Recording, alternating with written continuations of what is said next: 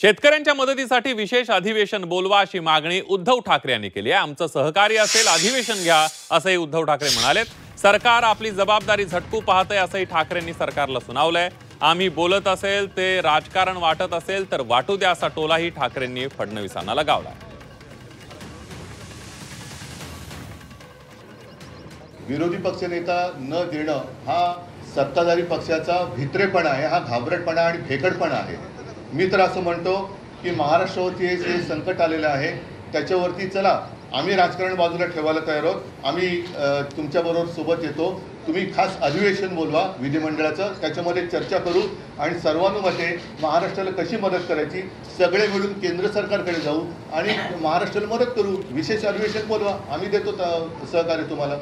मी केवळ विरोधाला विरोध करत नाही आहे, पण जेव्हा सरकार म्हणून आपली जबाबदारी झटकू पाहतं तेव्हा मात्र मला नक्की राग आल्याशिवाय राहत नाही।